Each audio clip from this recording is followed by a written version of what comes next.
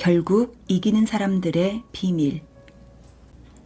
이기는 사람은 무엇이 다른가? 승자 효과를 아는가? 뇌과학자이자 신경심리학자인 이언 로버트슨이 발표한 이론으로 승리가 승리를 낳는 현상을 말한다. 무언가를 이루어냈을 때 분비되는 호르몬인 테스토스테론이 지배적인 행동을 이끌어 더 많은 성공을 불러오기 때문에 작은 성취를 많이 맛본 사람일수록 큰 싸움에서도 이길 확률이 크다는 것이다.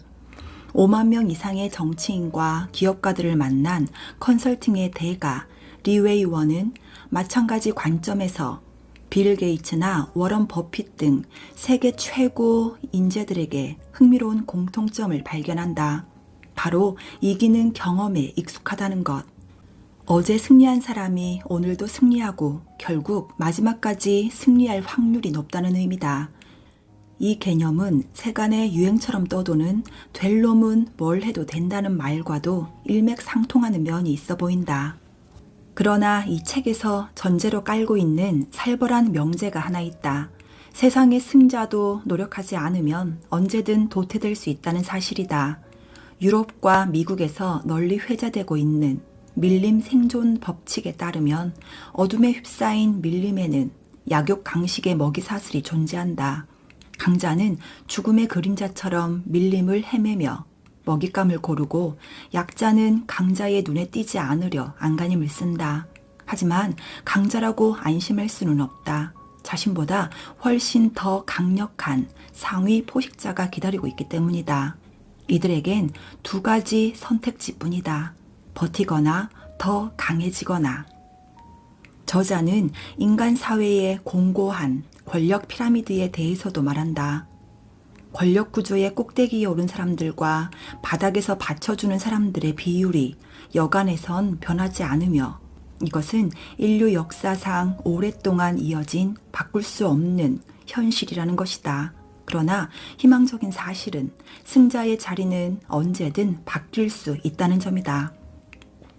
이 책에서 알려주는 승리의 법칙 10가지만 차근차근 따른다면 얼마든지 세상의 꼭대기로 올라설 수 있다.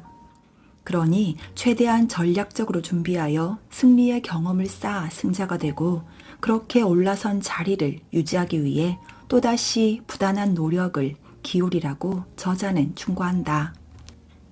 1장 현실인식 피라미드 불변의 법칙 개개인의 출발점은 모두 다르다.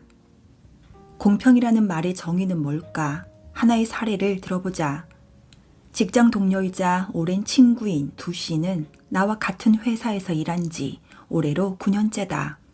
컨설팅 회사의 말단 사원으로 근무하던 싱가포르 시절부터 지금의 자리에 오르기까지 우리는 의기투합하여 열심히 경력을 쌓았다. 현재 컨설팅 분야에서 맹활약을 하고 있는 두 씨는 미국 기업체의 핵심 멤버인 임직원 50여 명을 대상으로 경영 관리 컨설팅을 하는 등 여전히 일선에서 뛰고 있다. 두 씨는 언젠가 모 기업체 사원들을 대상으로 하는 강연회 석상에서 신입 사원들에게 이렇게 말했다. 여러분은 세상이 공평하다고 생각합니까?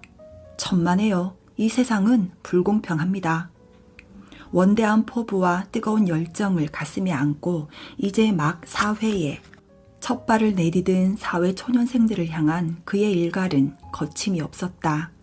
냉혹한 세상의 본질을 똑바로 보려 하지 않고 밀림과 같은 현실의 생존 법칙을 통찰하는 능력이 없다면 여러분의 미래는 암담할 뿐입니다. 동등한 대우를 바라기 전에 이 세상이 공평하지 않다는 현실부터 인정해야 합니다. 안타깝게도 그의 말은 구구절절이 옳다. 유사 이래 인류의 삶은 단 한 번도 공평한 적이 없었다. 재벌 2세로 태어나 막대한 양의 유산을 상속받는 것도 서민 가정에서 태어나 가난을 대물림 받는 것도 불공평한 출발의 시작인 셈이다. 이처럼 냉혹한 사회에 발 딛는 순간 자신의 출발점부터 인정해야 한다. 하늘을 향해 주먹을 움켜쥐면서 부모를 탓하고 환경을 원망한들 이미 정해진 현실을 바꿀 도리는 없다. 바꿀 수 없는 세상, 그럼에도 바꿀 수 있는 것. 2002년 한일 월드컵 최종 우승팀 선정만을 남겨놓고 전 세계 축구 팬들의 열기가 최고조에 달할 즈음의 일이다. 이탈리아 축구 응원단들의 광기 어린 분노는 극에 달하고 있었다. 이들은 이탈리아 축구팀의 승부 결과와 심판의 판정에 강한 불만을 터뜨렸다. 이번 월드컵 경기의 결과는 부조리한 축구협회와 불공정한 심판의 장난이므로 인정할 수 없다.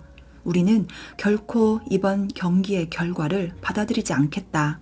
결과에 승복하지 않고 반드시 응분의 대가를 치르게 할 것이다.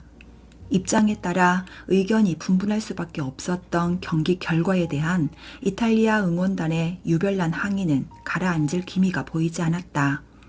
거세지던 이들의 불만 표출은 광분한 일부 축구팬들의 선동에 의해 거친 시위와 난동으로 이어졌고 폭력 사태라는 극단을 향해 치달았다. 같은 시기 이성을 잃은 한 사내가 총기를 들고 거리로 뛰쳐나가는 위험천만한 상황이 벌어질 뻔했다.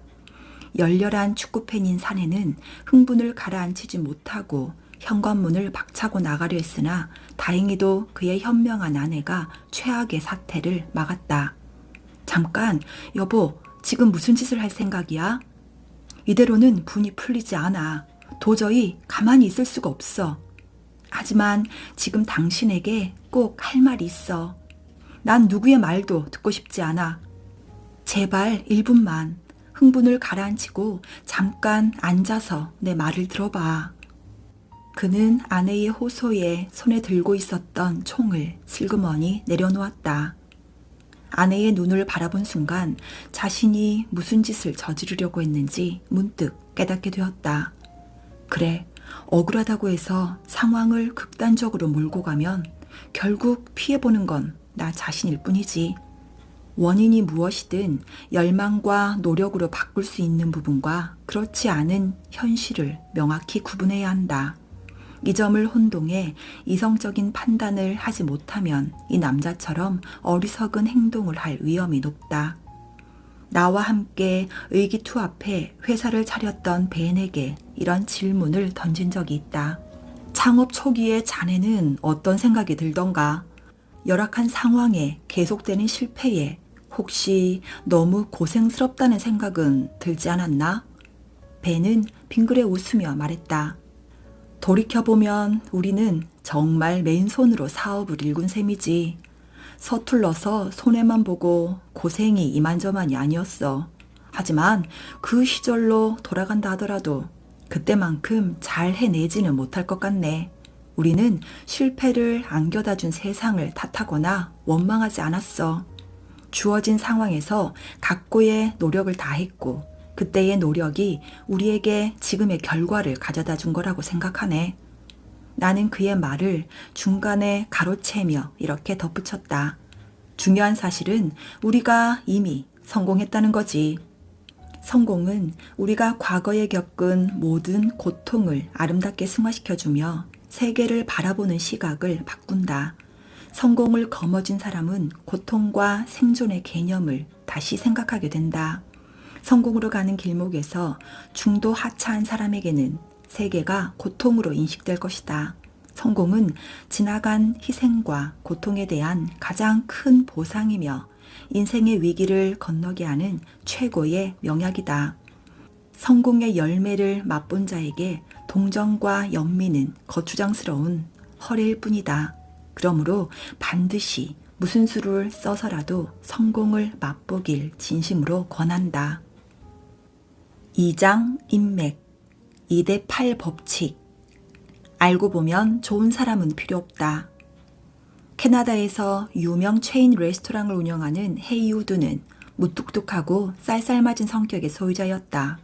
이웃들의 뇌리에 그는 이미 성질머리 고약한 주인으로 낙인 찍혀 있었다.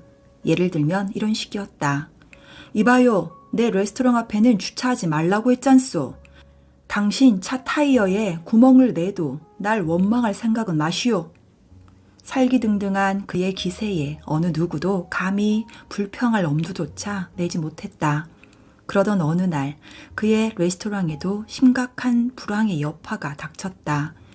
지난 4년 동안 공격적으로 70여 개의 점포를 확장해 왔는데 어느 날 정신을 차려보니 혼자 힘으로는 도무지 해결할 길이 없는 자금난에 부딪힌 것이었다. 하지만 누구도 돕지 않고 살아온 그는 누구에게도 도움의 손길을 내밀 수가 없는 처지였다. 누구도 그에게 동정의 시선조차 주지 않았다. 거래하던 은행조차도 그에게 쌀쌀하게 등을 돌렸고 사채업자들이 연일 그의 레스토랑 앞에 진을 치고는 으름장을 놓았다.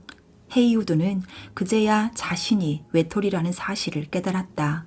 오랫동안 친구와 교류한 적이 없었을 뿐더러 오히려 사방에 적을 만들어 놓기 일쑤였다. 그는 뒤늦은 후회에 몸서리를 쳤다. 시간을 돌이킬 수 있다면 이제껏 내가 했던 모든 실수를 바로잡을 거야. 대체 어디서부터 잘못된 걸까? 그를 파국으로 몰아넣은 한 가지의 잘못은 사람을 대하는 태도가 무례하고 무성의했다는 것이다. 타인에게 한 말이나 행동 혹은 사람을 대하는 습관은 평상시에는 그 가치를 알기 어렵다. 하지만 인생 최대의 위기가 닥쳤을 때 비로소 이것이 그 사람의 사활을 움켜쥐고 있다는 사실이 종종 드러나곤 한다. 당신도 혹시 헤이우드와 같은 태도로 사람들을 대하고 있지는 않은가? 인맥 관리의 2대8 원칙. 풍부한 인맥도 일정 수준을 벗어나면 정리가 필요하다. 이때 적용할 수 있는 것이 2대8 원칙이다. 이 원칙은 소수의 영향력을 강조한다. 2대8 원칙에 따르면 상위 20% 상품이 80%의 이윤을 책임지며 상위 20%의 고객이 80%의 매출을 올려주고 상위 20%의 부자가 80%의 부를 소유한다. 2대8 원칙을 인간관계에 적용해보면 성공에 영향을 미치는 사람은 상위 20%라는 결론을 얻을 수 있다. 실제로 인생의 중대한 결정에 영향을 주는 사람은 당신이 아는 사람 중 소수에 불과하거나 의외의 한 사람인 경우가 적지 않다. 2대8 원칙을 적용하여 자신의 인맥을 기록하고 중요한 인맥은 상위에 배열하라. 싱가포르에서 처음 미국에 도착했을 때 나는 수백 명에 달하는 사람들을 만났다. 이들 가운데는 나와 비슷한 가치관을 지니고 사업상의 목표가 일치하며 업무를 처리하는 능력이 놀라울 정도로 흡사한 몇 명이 있었다. 나는 그때 만난 몇 명의 사람들과 컨설팅 회사를 공동 설립하게 되었다. 살면서 마주치는 모든 사람에게 충실할 수는 없다. 사람들을 중요도에 따라 구분해 어느 정도의 열정을 투입할 것인지 결정한 후에 에너지를 분배해야 한다.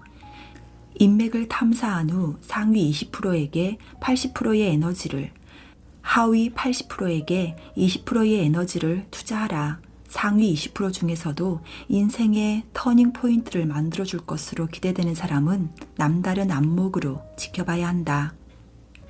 3장 소통, 임파워먼트 법칙. 말은 겸손하게, 행동은 자신만만하게. 스미스는 이런 말을 했다. 진정한 정치인은 자신감을 내보이면서도 겸손함을 잃지 않는 사람이죠. 하지만 나는 지금까지 이러한 정치인을 만나본 적이 없습니다. 8년간 미국의 정치 무대에서 활동하는 동안 무수히 많은 정치인들을 만나왔지만 이러한 기준에 맞는 훌륭한 정치인이 극히 드물다는 말이었다.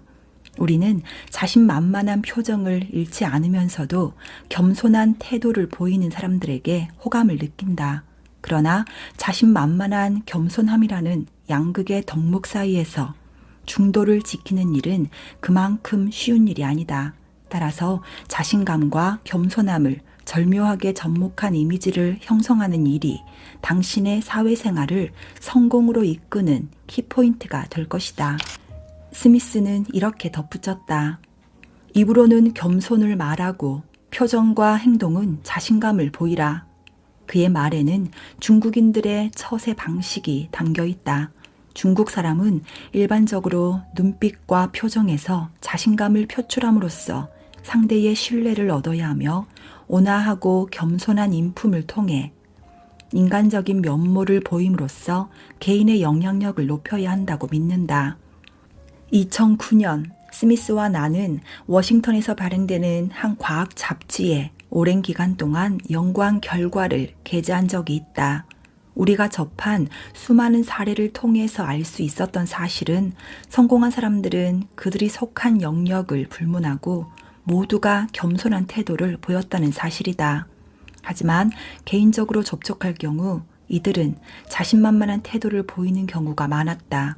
결론적으로 이들은 겸손함과 자신감의 중간 지점에서 유연성을 지니고 있으며 겸손한 태도와 자신만만한 태도를 자유롭게 오간다는 공통점이 있었다.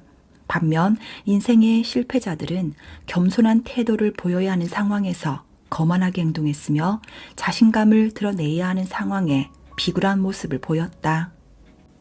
이기적인 영웅은 오래 갈 수 없다. 중국 자동차 회사 영업사원인 저우 씨의 세일즈 능력은 나무랄 데가 없었다. 그의 실적은 사내에서 따라올 자가 없었다. 하지만 일정한 성과물을 얻고 난 후 그는 동료들에게 고압적인 태도를 보이기 시작했다. 고객을 직접 상대해야 하는 콜센터 직원들 역시 그의 실적에 혀를 내둘렀다. 하지만 그의 태도는 몹시 거만했다. 만약 내가 없다면 너희들도 밥벌이 하기 힘들었을 거야. 이처럼 노골적인 말도 서슴지 않으며 직원들을 무시했다. 그리고 이들의 응대가 조금만 불만족스러워도 자신의 고객들이 불만을 제기하도록 유도했다. 처음엔 그의 월등한 능력과 직위 때문에 아무도 불만을 드러내지 못했다. 하지만 시간이 지나면서 직원들의 공공연한 저항이 시작되었다. 저우 씨의 거래 고객이 애프터 서비스를 요청하면서 일부러 시간을 끌거나 합당한 처리를 제대로 해주지 않았다. 결국 저우 씨에게로 불똥이 튀었다. 자동차를 구매한 후 원하는 서비스를 받을 수 없게 된 고객들의 불만은 삽시간에 소문으로 퍼졌고 그의 영업 실적은 곤두박질 치기 시작했다. 결국 회사 내에서도 입지를 완전히 잃었다. 고객들에게 신뢰를 잃은 그는 결국 사표를 낼 수밖에 없었다. 저우 씨의 사례에서 볼 수 있듯 개인 영웅주의는 오래 유지될 수 없다. 이러한 사람들이 조직을 이끌게 된다면 개인의 공적은 쌓일지 몰라도 조직원들과의 화합은 기대할 수 없게 된다. 조직 내부의 불신은 결국 모두에게 좋지 않은 영향을 줄 뿐이다. 조직을 저버린 개인은 성공에 이를 확률이 낮다. 조직의 역량이 날개를 펼칠 때 개인의 능력도 빛을 발하는 법이다. 조직의 역량이 최고치에 이르면 개인의 시간과 노력을 최소화해도 성공은 가까이에서 다가온다. 따라서 자신의 실력을 보존하기 위해서라도 반드시 조직의 이익을 앞세워야 한다. 죽어도 그렇게 하지 못하겠다면 최소한 그런 것처럼 보이는 연습이라도 하라. 4장 1. 눈덩이 효과. 작은 일을 마다하면 큰 일도 해낼 수 없다. 상하이의 명문대인 푸단대학교를 졸업한 정 씨는 미간을 찌푸리며 불만을 토로했다. 우리 젊은 세대는 기성세대의 꽁무니를 쫓아가고 싶은 생각이 없습니다. 억지로 미소를 지은 채 종일 사람들을 상대하고 고객들의 어처구니 없는 불평 불만을 묵묵히 참고 견디는 일은 생각만 해도 지긋지긋해요. 나는 내 실력을 입증할 핵심 프로젝트에 투입되고 싶단 말입니다. 그의 주장은 충분히 일리가 있다. 그런데 과연 정 씨에게 비중 있는 업무를 제대로 완결할 능력이 있을까? 이것은 의지와는 별개의 문제다. 그럼에도 불구하고 대부분의 직장인들은 자신의 업무에 대해서 거침없는 욕구를 드러낸다. 이런 업무는 더 이상 하고 싶지 않아요. 대신 중요한 업무를 맡겨주세요. 기왕이면 핵심 부서로 옮기고 싶습니다. 박정 씨처럼 대학을 졸업하고 사회에 첫 발을 내딛는 사회 초년생들이 흔히 갖는 환상이 있다. 취업과 동시에 자신의 이상이 모두 실현될 것이라는 환상이다. 직장 생활을 시작한 수많은 신입사원들이 가장 쉽게 실망을 느끼는 원인이 바로 여기에 있다. 회사 내에 핵심 부서에 배치받거나 혹은 중대 프로젝트를 맡아서 자신의 능력을 입증하고 싶은 이들의 기대감은 충분히 이해한다. 하지만 현실은 드라마가 아니다. 이들이 주로 담당하는 업무는 대부분 사무 보조에 지나지 않는 경우가 많다. 서류를 정리하거나 회의 자료를 프린트하거나 우편을 발송하는 등 단순한 업무 일색이다. 이는 겉으로 보기에도 별다른 전문성이 돋보이는 업무는 아니다. 새내기 직장인들은 자신이 사소한 잡무에 치여 기계적으로 소모된다고 느끼며 심지어 회사가 인재를 부대접한다고 느낀다. 이들은 상사가 왜 이처럼 사소한 업무 처리를 맡겼는지 진지하게 고민해 본 적이 없을 것이다. 첫 직장에서 밑바닥에 사소한 업무부터 단련되지 못한다면 제 아무리 출중한 인재라도 이후 중차대한 업무에 투입되었을 때 결코 견디지 못한다. 신입사원 가운데 대다수에게 말단 업무가 주어지는 이유는 이러한 업무 체력을 기르기 위해서다. 자신의 공적을 드러내고 실력을 과시하고자 하는 욕구로 가득 찬 신입사원일수록 일을 망칠 가능성이 더욱 크다.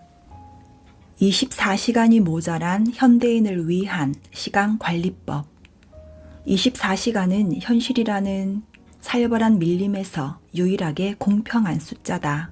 인간은 태어나는 순간 똑같이 하루 24시간을 부여받는다. 주어진 시간을 어떤 식으로 관리하는가에 인생의 성패가 달려있다.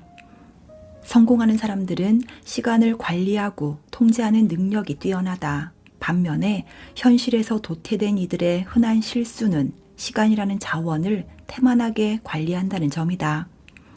현대인의 일상과 업무는 급변하고 있다. 과거와 비교하여 오늘날은 갈수록 시간이 부족해진다. 현대인들은 매 순간 시간이라는 괴물에 쫓기면서 살아간다. 월스트리트 증권가에서 일하는 한 여성의 불만을 들어보자. 세상에 저보다 바쁜 사람은 없을걸요. 같은 사무실에서도 신문이나 뒤적거리는 동료가 있는가 하면 저는 도처에서 고객들이 한시도 내버려 두질 않아요. 똑같은 시간을 근무하는데 어떤 동료들은 짧은 시간 안에 저보다 훨씬 더 많은 업무를 처리하고 남는 시간에는 여유를 부리죠. 도대체 저는 어디서부터 잘못된 걸까요? 왜 저는 항상 시간에 쫓기면서 발을 동동 굴러야 하는지 모르겠어요. 그는 충분히 노력했다. 다만 그의 문제는 어떤 업무에 어떤 식으로 시간을 안배해야 하는지 모르고 있다는 것이다.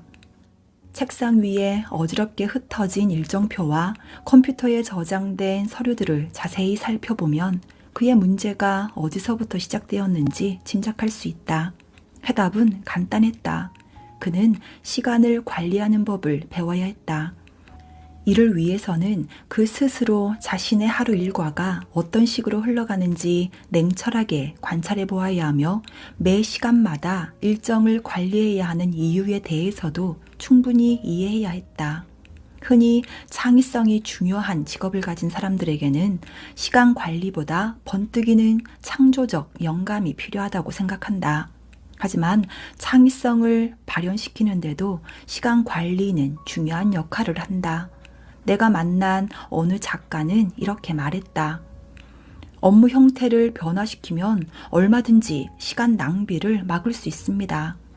예를 들어 업무의 스트레스가 극에 달했을 때 사무실의 구조를 바꿀 수도 있고 누군가 미워서 견딜 수 없을 때는 마주치지 않도록 잠시 거리를 두는 방법도 있어요. 머릿속이 복잡해서 더 이상 어떤 아이디어도 떠오르지 않을 때는 가볍게 산책을 할 수도 있습니다. 이렇듯 착잡해진 마음이 업무에 영향을 미칠 때면 굳어진 시각을 전환시키는 방식을 통해 시간을 철저히 관리할 수 있다고 봅니다. 작가는 이렇듯 가벼운 마음으로 시간 관리를 시작한 후로 더 이상 자신을 들볶지 않게 되었다고 한다. 몇 개월 후 작가는 시간을 관리하는 방법을 완전히 이해하게 되었다. 시간을 철저히 안배하고 효율성 높은 계획을 수립한 덕분에 1분도 허투루 보내지 않게 되었다. 오늘 할 일을 모두 처리하고 나니 다음날 업무도 효율적으로 처리할 수 있게 되었다. 이처럼 외부 환경의 변화를 통해 내면의 변화를 이끌어낼 수 있다. 내면의 변화는 업무 효율성의 변화로 이어진다. 일이 풀리지 않을 때는 사무실 아래층의 카페에 나가서 업무를 처리해보라. 아늑하고 전망이 좋은 창가에 앉아서 전화로 고객들을 응대하면 업무 스트레스가 줄어든다. 많은 직장인들이 이러한 전환을 통해서 복잡했던 머리가 맑아지는 경험을 했으며 사무실 책상 앞에서 1시간을 질질 끌었을 업무를 10분 만에 처리하기도 했다. 사무실 책상의 배치를 바꾸거나 벽지의 색상을 바꾸는 일, 공기청정기를 가동시키는 일 등의 작은 변화도 업무 효율성을 높이는 데 도움이 된다. 5장 계획, 데드라인 효과. 방향이 잘못되면 모든 일이 헛수고. 오하이오주에서 가전제품 제조회사 영업사원으로 일하는 버니스는 최근 몇 년간 자신의 업무에 회의를 느끼고 있었다. 버니스를 가장 곤혹스럽게 만드는 것은 스스로 자신의 일을 전혀 사랑할 수 없다는 것이었다. 그는 자신이 현재의 직업을 선택한 것이 인생 최대의 실수라고 여겼다. 하지만 아이러니하게도 그의 업무 능력은 타의 추종을 불허할 만큼 탁월했다. 불모지에 가까웠던 해외 판로를 개척해 100여 개의 거래처를 관리하는 그는 누가 봐도 성공한 영업사원이었다. 회사의 기대를 한몸에 받고 있었으며 고위 관리자로의 승진도 앞두고 있었지만 일에 대한 만족감은 턱없이 낮았다. 버니스의 사례는 인생의 포지션 설정이 얼마나 중요한지를 일깨워준다. 포지션이란 외부에 비춰지는 인식이나 이미지를 뜻하지만 개개인이 추구하는 인생의 방향을 가리키기도 한다. 끝도 없는 망망대해에서 죽을 힘을 다해 헤엄쳐봤자 방향이 잘못되었다면 결코 항로에 닿을 수 없다. 인생 포지션 설정에 신중을 기해야만 미래를 예견하는 정확한 비전을 세울 수 있다. 지금 가려는 길은 과연 당신이 진정 원하는 길인가? 스스로 명확히 대답할 수 없다면 고민이 필요하다. 계획만 잘 세워도 성공은 떼어놓은 당상이다. 워싱턴의 한 기업에 재직하는 실력자가 나에게 물었다. 성공이란 대체 뭘까요? 난 성공이라는 말의 의미를 도통 모르겠어요. 대체 어떻게 하면 성공할 수 있는 거죠? 그의 질문에 대한 나의 대답은 간단했다. 제대로 된 계획을 세우는 법을 알게 된다면 성공의 문턱에 서 있는 것과 다를 바 없어요. 모든 일은 계획에서 출발한다. 계획만 철저히 세워도 절반은 성공한 것이나 다름없다. 계획을 성공적으로 수립했다는 의미는 당신의 방향 설정이 명확하다는 뜻이기 때문이다. 기업 경영을 연구하는 학자들은 계획, 조직, 지휘, 협조, 제어의 5가지 요소에 관해 주목해왔다. 오늘날에도 기업 경영 관련 서적을 펼치면 5가지 요소에 관한 내용을 쉽게 찾아볼 수 있다. 이 중 가장 중요한 요소는 바로 계획이다. 세부적인 계획을 수립한 후에 비로소 조직과 조직 인력, 재력, 정보, 지식 등에 관해 언급할 수 있다. 그 후에 지도자의 리더십과 협조, 제어 능력이 추가되어 성공적인 결과를 가져오는 것이다. 기업의 경영자가 아니라도 업무의 성과를 내고 싶다면 우선 세부적인 계획을 세워야 한다. 세세한 계획을 세우지 않은 상황에서 업무의 결과는 미진할 수밖에 없다. 아무리 스펙이 좋고 경력이 화려한 직장인이라도 업무 계획이 완벽히 수립되어 있지 않다면 예외 없이 파멸에 이를 수 있다. 성공적인 계획을 토대로 진행되는 업무는 질서정연하고 합리적이다. 잘 짜인 계획이 가져오는 성과물은 기대 이상인 경우가 많다. 6장 습관. 깨진 유리창 법칙. 습관은 95%의 행동을 지배한다. 엄청난 자산을 지닌 부자가 어느 날 세상을 떠나게 되었다. 부자에게는 자식이 없었기에 먼 친척이 부자의 재산을 모두 차지하게 되었다. 부자의 먼 친척은 길에 돗자리를 깔고 앉아서 지나가는 행인에게 구걸하는 거지였다. 막대한 유산을 상속받은 거지가 있다는 소문을 들은 기자가 그를 찾아왔다. 하루아침에 운명이 바뀐 행운아가 바로 당신이군요. 큰 돈을 상속받고 나서 뭘 샀나요? 그러자 자리에서 일어난 거지가 자랑스러운 말투로 대답했다. 새 돗자리를 샀답니다. 일화에서 보듯 몸에 배인 습관은 인간의 영혼을 완전히 장악한다. 매일 반복하는 행위 중 습관에 해당되지 않는 것은 단지 5%뿐이고 나머지 95%는 습관에 의한 것이라고 한다. 회사 동료 벤은 이러한 행동 패턴을 연구한 후에 이렇게 말했다. 우리는 같은 행동을 부단히 반복하며 일생을 마친다. 좋은 습관을 성공과 동일시 여기는 이유가 여기에 있다. 성공하는 습관을 가진 이들은 성공한다. 마찬가지로 실패하는 행동을 반복하는 이들은 실패한 인생을 살게 된다. 성공 욕구를 불태우고 의지를 굳건히 하며 자신감과 투지를 불태우는 것만으로는 성공 신화의 주인공이 되기에 충분하지 않다. 성공을 꿈꾼다면 좋은 습관을 들이기 위해 노력해야 한다. 좋은 습관이 몸에 배인 사람들은 성공의 궤도에 안착하게 되며 인생의 목표를 실현하게 된다. 습관 들이기 3주면 충분하다. 세계적인 주식 전문가이자 가치 투자자로 성공을 거둔 피터 린치가 가장 많이 받는 질문은 바로 이것이다. 대체 어떻게 하면 당신처럼 엄청난 부를 축적할 수 있는지 궁금합니다. 투자 성공의 비결을 알려주실 수 있습니까? 린치는 자신의 성공을 오로지 주식 투자와 결부지으려는 세간의 관심에 아쉬움을 드러냈다. 그가 말하는 성공의 원동력은 사소한 습관 하나다. 매일 아침에 1시간 동안 주식의 동향을 연구하고 분석하는 습관을 들인다면 당신의 자산은 눈덩이처럼 불어날 것입니다. 린치의 사례에서 보듯 사소한 듯하지만 좋은 습관 하나가 인생의 성패를 결정지을 수도 있다. 습관의 힘만큼 강력한 에너지는 없다. 한편 일상의 사소한 틈새로 오랫동안 해왔던 노력을 하루아침에 무너뜨린 사례도 얼마든지 있다. 말로는 성공을 위해 어떤 노력과 투자도 아끼지 않는다고 하면서 고작 1시간도 낼 수 없다면 당신의 이상은 공연불에 지나지 않을 것이다.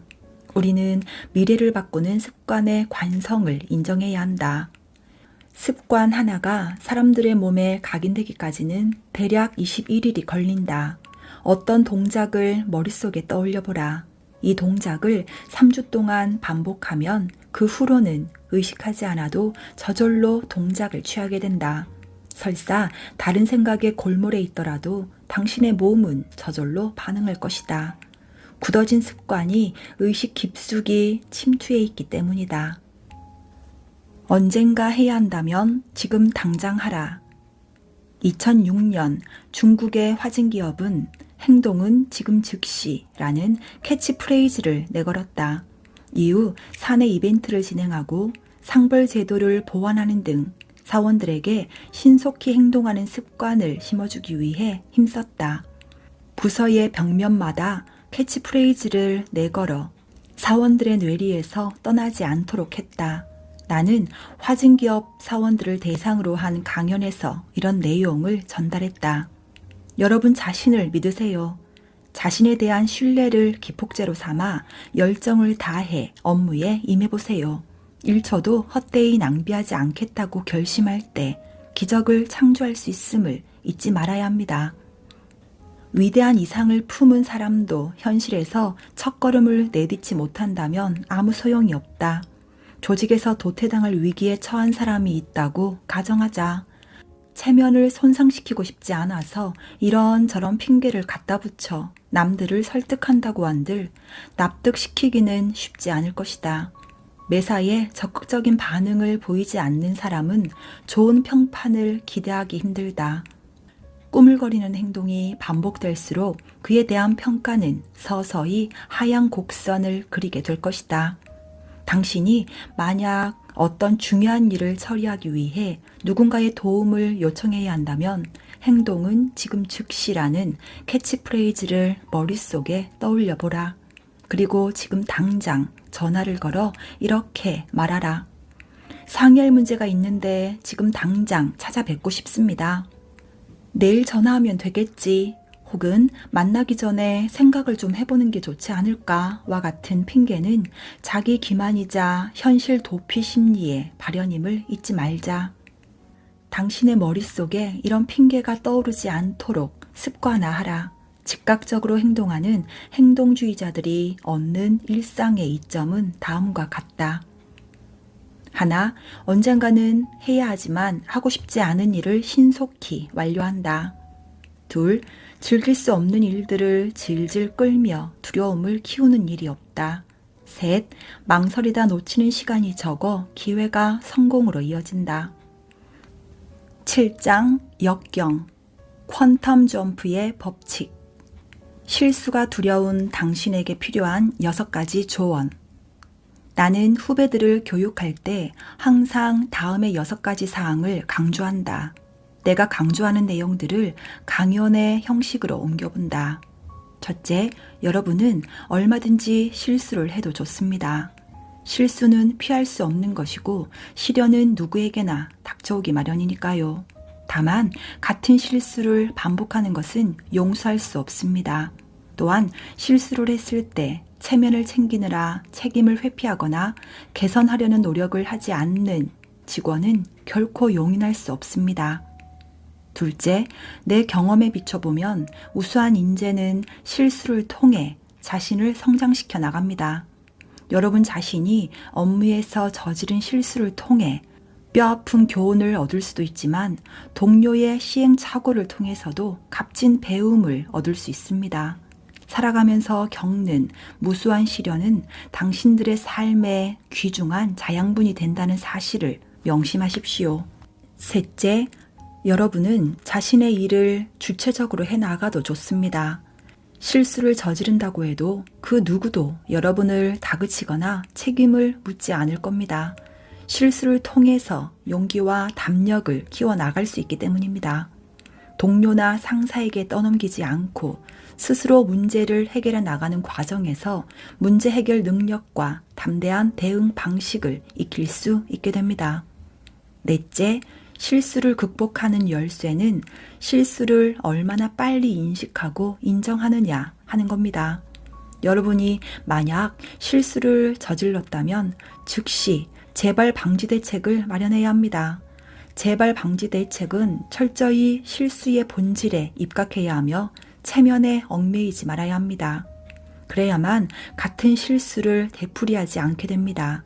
실수에 대한 책임에서 벗어나기 위해 안간힘을 쓰는 직원에게 회사는 결코 어떠한 명분도 허락하지 않는다는 사실을 잊지 마십시오. 다섯째, 실수를 통해 교훈을 얻지 못하는 사람들은 나는 환영하지 않습니다. 문제를 숨기기에 급급한 사람을 용서한다는 것은 이들이 같은 실수를 2번 저지르도록 방치하는 것과 다를 바가 없기 때문입니다. 매번 비슷한 패턴의 실수를 반복하는 사람이 있다면 자신이 구제불능이라는 사실을 입증하는 것입니다. 여섯째, 회사에 사활이 걸린 사업일 경우 나는 한 점의 실수도 허락하지 않습니다. 하지만 이런 경우에 회사는 여러분이 주의할 점에 대해 충분히 알려줄 것입니다. 여러분은 아직 중대한 사업상의 실수를 만회할 능력이 없기 때문이죠. 여러분이 오직 업무에만 집중할 수 있는 환경을 조성하고 실전 경험을 쌓을 수 있도록 회사는 최선을 다해 도울 것입니다.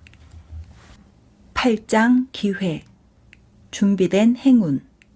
기회를 잡은 CEO의 비밀 1. 고객과 시장. 기회를 포착해 자기 것으로 만든 이들은 어떤 사람들이었을까? 나는 컨설턴트로서 수많은 CEO들을 만났다. 나는 컨설팅했던 CEO들에게 크게 두 가지를 권유한다. 그중 첫째는 바로 고객과 시장의 중요성을 명심하라는 것이다. 기업의 발전을 좌우하는 건 고객과 시장이지 인맥과 자산이 아니다. 이와 관련해 마우이는 자신의 생각을 명확하게 밝힌 바 있다. 기업은 지름길을 찾지 말고 열심히 일해야 한다고 생각합니다. CEO가 바라봐야 하는 대상은 오로지 시장과 고객뿐이니까요. 나는 머릿속으로 오로지 고객만 생각하고 시장의 변화에만 관심을 갖습니다. 이 두 가지만이 기업의 미래를 보장해주기 때문입니다. 마위는 오늘날 기업을 운영한다는 것이 쉽지 않은 일이라고 말했다. 실패할 확률이 너무 높고 성공하는 기업은 겨우 몇 손가락 안에 꼽히는 것이 현실이기 때문이다. 그는 이렇게 덧붙였다. 기업을 경영하는 일은 아이를 낳아 기르는 것과 같습니다. 아이를 낳기는 쉽지만 바르게 키우기는 어려운 것과 다를 바 없지요. 특히 떡잎부터 될성 부른 아이를 낳아 기르는 일은 더더욱 쉽지 않습니다. 여러분이 사업을 하고 싶다면 관련 부처에 가서 사업자 등록을 하면 그만이지만 사업을 한다는 것, 특히 전망 있는 사업을 경영한다는 것은 실로 쉽지 않은 일입니다. 나 역시 마윈의 관점에 동의한다. 수많은 경영인들이 자신의 기업이 얼마나 실력이 좋은지 끊임없이 외부에 과시하고 화려한 배경과 인맥을 자랑한다. 하지만 막상 이들과 합작을 진행하다 보면 실상은 속빈 강정과 다를 바 없음을 발견하게 된다. 기업이 가장 좋아하는 먹이는 무엇일까? 그것은 고객과 시장이다. 사업 분야를 막론하고 고객과 시장의 변화를 읽는데 자신의 모든 열정과 자원을 쏟아부으라. 버지니아주의 가전제품 회사를 연 다이아나는 나를 찾아와 눈물을 흘리며 하소연했다. 제 사업은 고작 4개월도 유지 못하고 파산하고 말았어요. 다이아나는 제 길을 도와달라면서 금융회사에 융자를 받아다 달라고 요청했다. 하지만 나는 면담이 끝난 후에 그의 요청을 거절했다. 그의 생각이 바뀌지 않는 한 다시 도전한다고 해도 재기는 꿈도 꿀 수 없다고 판단했기 때문이다. 대학 시절 다이애나는 인기가 많았다. 실력 있는 친구들과 25세라는 젊은 나이에 이미 회사를 설립했으며 회사를 경영할 때도 친구들의 도움을 많이 받았다. 시장의 판로 개척은 물론이고 시장 분석까지 일일이 친구들의 손을 거쳤으며 때론 알고 지내는 정부 인사들에게 사업 정보를 넘겨주기도 했다. 그의 회사는 단명할 수밖에 없는 운명을 자초한 셈이었다. 막강한 배경은 일시적으로 기회처럼 보일 수 있지만 결과적으로 재앙을 불러왔다. 고객과 시장에 관한 본질적인 이해가 부족했기 때문이다. 그는 언제 폭발할지 모르는 폭탄이 장치된 채로 항해를 시작한 셈이다. 나는 그에게 마지막 충고를 들려주었다. 당신의 사고방식은 매우 위험합니다. 기업은 오직 고객을 기반으로 모든 신경을 시장의 흐름에 맡겨야 합니다. 사업을 경영할 때는 배경보다는 시장을 선점해야 하고 가장 매력적인 인맥은 바로 고객이라는 사실을 간과해서는 안 됩니다. 기회를 잡은 CEO의 비밀 2. 돈의 흐름. CEO가 명심해야 할 두 번째 키워드는 바로 돈의 흐름이다. 사람들은 어째서 황금알을 낳는 아이템에만 죽자고 매달리는 걸까?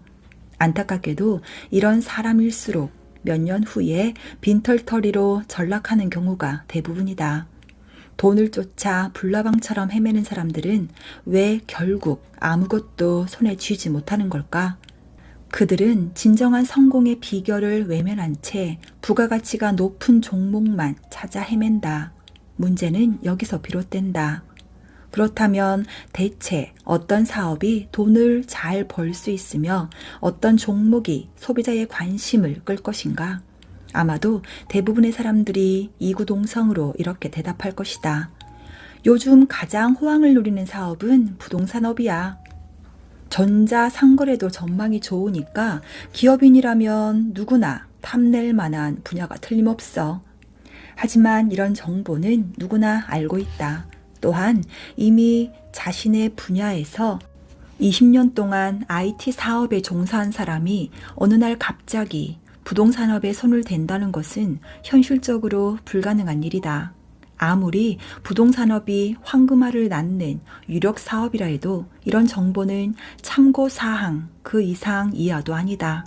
그렇지만 유망사업 정보도 의미가 있다. 현재 활황기에 접어든 종목을 통해 자신이 종사하는 사업의 미래를 어떻게 전망할 것이며 어떤 방식으로 이윤을 창출할 것인지에 관한 해답을 찾을 수 있다. 이런 문제에 대한 간단한 대답을 내놓자면 자금 전환이 신속하게 이루어지고 하이테크놀로지를 다루는 사업이 요즘은 가장 빨리 가장 많은 돈을 벌게 해준다. 당신이 경영하는 회사의 자금 회전이 빠르게 이루어지며 보유한 기술력이 다른 업체보다 월등히 높다면 시장의 돈은 마치 자석처럼 당신을 향해 달려들 것이다. 이는 사업 분야를 불문하고 적용 가능하다. 돈의 흐름이 원활하다면 높은 이윤은 저절로 따라온다. 이것이 안정궤도에 접어들면 돈을 버는 속도는 갈수록 빨라진다.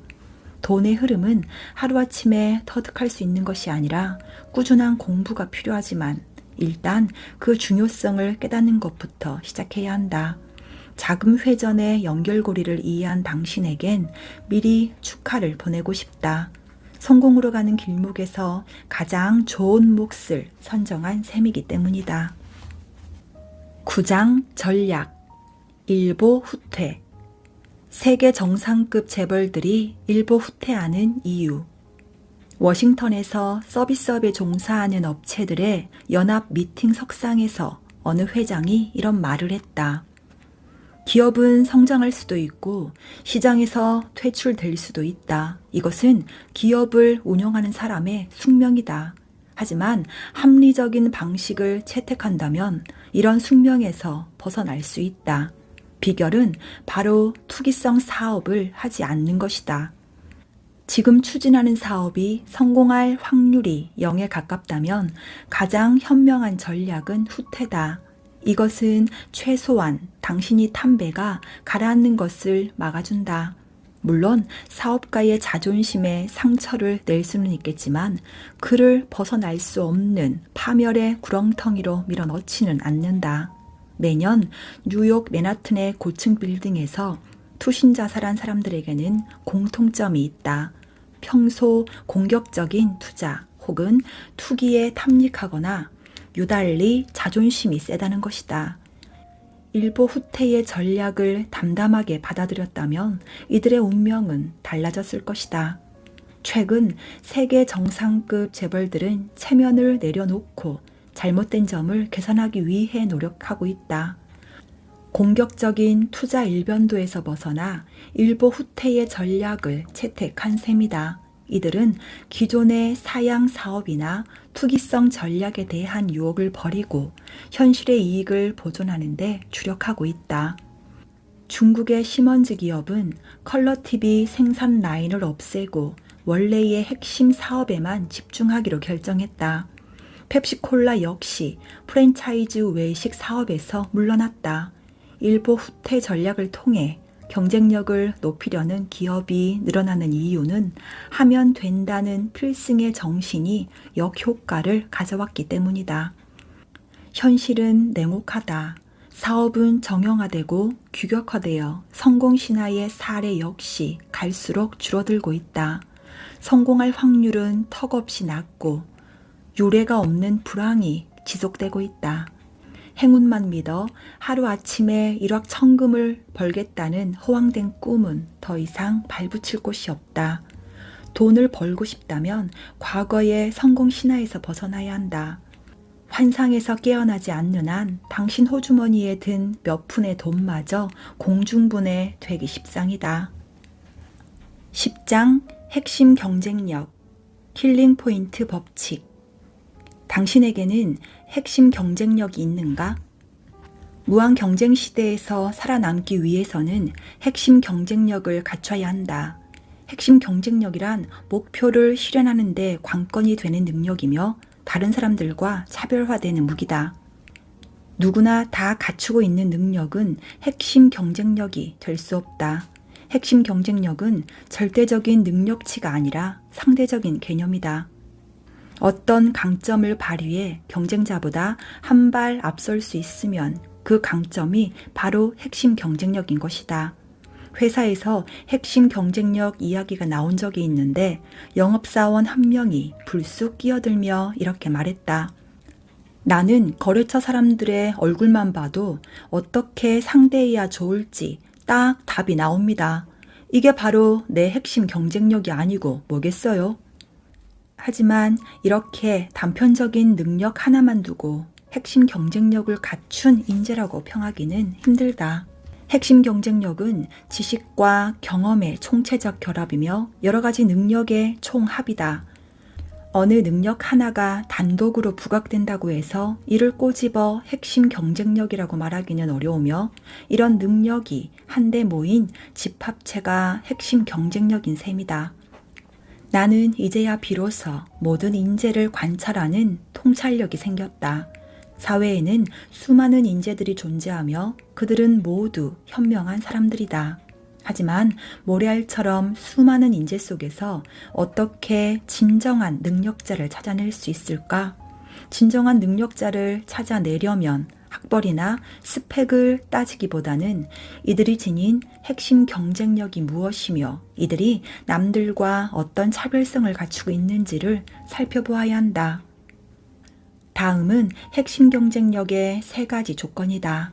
3가지 조건을 모두 만족하는 능력을 갖추고 있다면 스스로 경쟁력 있는 인재라 자부해도 좋다. 하나, 희소성.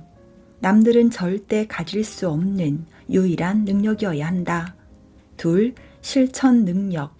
몸소 실천할 수 있는 능력이어야 한다. 이론만 떠들어대거나 책 속에 있는 지식은 의미가 없다. 셋, 지속 가능성. 지속적으로 향상시킬 수 있는 능력이어야 한다. 한순간 사라지는 능력은 아무 소용이 없다. 써먹을 수 있는 기술력이 환영받는다.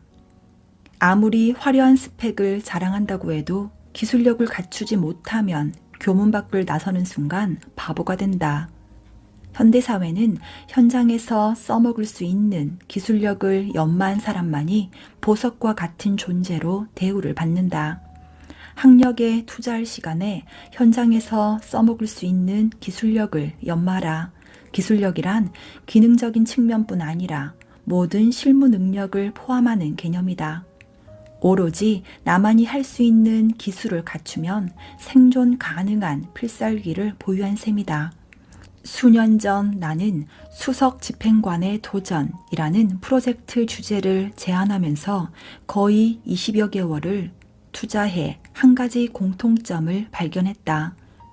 현재 전 세계 관리자들의 눈앞에 닥친 가장 현실적인 과제는 어떻게 인재를 찾을 것인가 하는 문제였다. 소프트웨어 분야의 헤드헌터 수장으로 근무하고 있으며 구글 같은 글로벌 기업에서도 일한 적이 있는 한 친구는 이렇게 말했다. 우리는 문제 해결 능력을 갖춘 직원을 원해. 그런데 그런 인재를 어떻게 발굴할지가 항상 고민이야. 그는 앞으로 10년 이내에 소프트웨어 기업이 요구하는 100명의 탁월한 인재를 발굴하겠다는 의욕을 보였다. 현실적으로 매우 달성하기 어려운 목표였지만 그는 자신만만한 목소리로 말했다. 나는 청년들이 현실을 직시하고 이 세상의 진면목을 깨달을 거라고 확신해. 이들은 분명 하기만 좋는 세대와는 차별화된 목표를 세울 거야. 기술력을 갖춘 인재는 기본적인 학습 능력과 독서 능력이 훈련되어 있다. 또한 머릿속에서 끊임없이 아이디어가 샘솟는다. 기술력 가운데 가장 중요한 능력은 문제 해결 능력이다. 이것은 현재의 문제를 해결하는 데만 그쳐서는 안 되며 미래를 대비할 수 있어야 한다. 사람들은 흔히 이런 점을 간과한다. 스스로 만족할 수 있는 미래 예측 능력을 키우는 동시에 급변하는 사회에 대응하는 능력도 키워야 할 것이다. 페르시아의 시인 사디는 현자의 육아법에 대해 다음과 같이 쓴 적이 있다. 친애하는 나의 아들아, 지금부터 너는 반드시 하나의 기술을 배워야 한다. 명예나 부는 결코 넘보지 말거라. 믿을 만한 것이 못 된단다. 부는 쉽게 손에서 빠져나가고 돈이란 달아 없어지는 것이란다. 오직 내 손으로 익힌 기술만이 마르지 않는 샘물처럼 영원할 것이다. 권력 또한 덧없는 것이다. 기술만 있으면 어디를 가든 예우를 받을 수 있지만 기술이 없다면 고난과 궁핍의 삶을 벗어나기 힘들 것이다. 기업들의 사장들이 서로 채용하겠다고 달려드는 상황을 만드는 것은 기술력의 유무에 달려있다. 이것은 경쟁 시대를 살아가는 최고의 무기가 된다. 기술력의 연마, 이것은 우리가 자신의 인생에서 반드시 해야 하는 의무다. 이 책은 밀림처럼 사나운 맹수들이 도사리는 위험천만한 경쟁 시대에 노력을 통해 성공을 일궈내는 10가지 법칙을 다루었다. 현대사회가 원하는 승자가 되기 위해서는 결과를 장악하는 능력이 필수적이다. 성공이란 결코 과정을 인정하는 법이 없다. 물론 우리는 값진 땀을 흘리는 과정을 높이 평가하지만 결국에는 과정의 실질적 쓸모를 강조하는 결과론이 승리한다. 노력한 사람 모두가 성공하는 것은 아니다. 성과를 내는 사람만이 성공을 거머쥘 자격이 있다.